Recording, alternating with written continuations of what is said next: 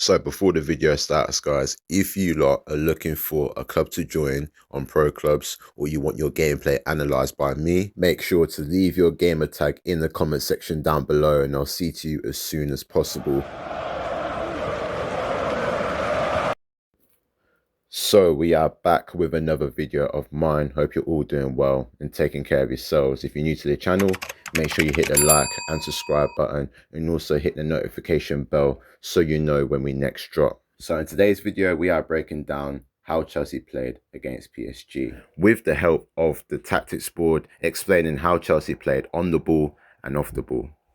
All right, guys, so we are breaking down how Chelsea played offensively versus PSG, where they used a 3-2-5 formation.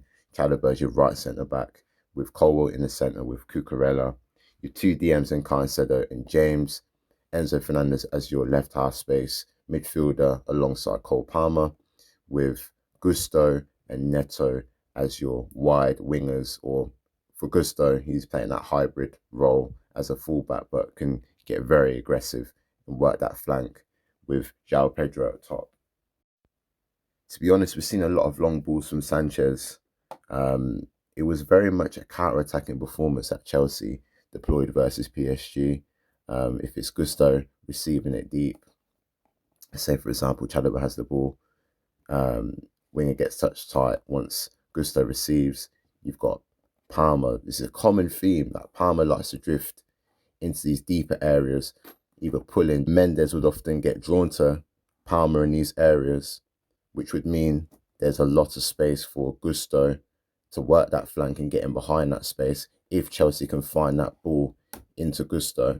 But Mendes often like to, hold his position instead. So what would happen is if Gusto was to turn his man and get that ball into Palmer, because Vitinha's naturally covering Fernandez, Palmer's got all this space to attack, which would mean he can run at the defence. Now, the centre-back's in a dilemma, because does he go out to Palmer? If he does, there's a chance for João Pedro to run in behind and obviously score that goal that he did for the third goal. So yeah, there's a lot of ways Chelsea could obviously break down PSG, but the main source of chance creation was them long balls into Gusto, and for some reason Gusto just had Mendes' number, man, and he won most of his duels, and that was how Chelsea really got forward, man. But in terms of players, I really like João Pedro in this game. Not only was he receiving it deep, but he was running in behind as well, like I was explaining. You had Palmer dropping deep, you had Enzo often attacking the box as well. You had Pedro Neto working the line as well, just like how Gusto was doing, getting in behind, being very aggressive. You also had Caicedo and James not really influencing the game on the ball. I think James is not the most press resistant in these areas, especially when he's getting pressed. But in terms of off the ball, yeah, very physical against that PSG midfield. So he was very important. The three centre-backs, or I should say, Colwell and Chalobah, very good on the ball, very good off the ball. Chalobah especially, very aggressive on Dembele and Kvaratskhelia. You had Colwell breaking the lines. You had Cucurella also, very just, Cucurella's Cucurella, isn't he? So yeah, overall, offensively, Chelsea were very good. Just to let you know, guys, in-game, Fernandez is not essential attacking midfielder. As a classic 10, what you'll find is when Neto has that ball out wide, Fernandez will come out and drift into that left attacking midfield position like he did in real life. So it depends on where the ball is. If the ball is on the right side, Enzo will drift out in that right half space alongside Cole Palmer. So unfortunately, you can't find a balance, but this is the best I could replicate. Now we're going to break down how Chelsea played in their 5-2-3 formation.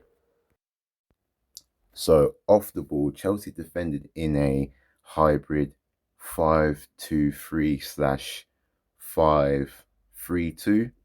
Obviously, you had Enzo Fernandez and João Pedro as your two strikers, pressing the centre-backs, but also covering Vitinha. So if the ball comes out here, he'd press. It'd be his responsibility to man mark Vitinha, vice versa. You had James, Caicedo, Palmer tucking in but Neto was the most important thing because Hakimi, we all know how Hakimi is, man, so good offensively, but he was often coming all the way from his offensive wing position to man mark Hakimi's positioning because obviously Hakimi's so offensive, which means Doué's coming inside. Cucurella can get very tight to Doué. And even if he does get really tight, they can shift Chelsea's back line and it'd be more of a four at the back. So this is what I've seen. Occasionally I've seen a 5-2-3. So you had João Pedro here, you had Enzo, then you had Palmer if they were trying to press in that back five. But overall, guys, Chelsea very resolute at the back, very offensive and aggressive going forward, especially from goal kicks. So yeah, that's the tactical analysis side of things.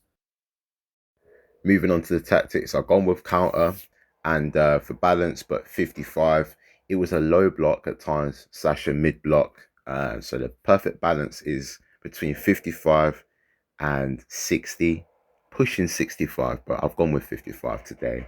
Unfortunately, with this game, man, you can't create two formations in one system. You have to use two formations, yeah, but you have to switch in between game depending on the circumstances. So if you're winning, then you might have to go to this formation to solidify the game. But if you're losing, then you have to go to your default formation. So you have to know when to switch to certain formations during the game. But yeah, I've gone with counter and balanced. Okay, guys, that wraps up today's video. It's been your boy George. Make sure you hit the like and subscribe button and also follow my TikTok if you haven't already. See you soon, guys. Peace.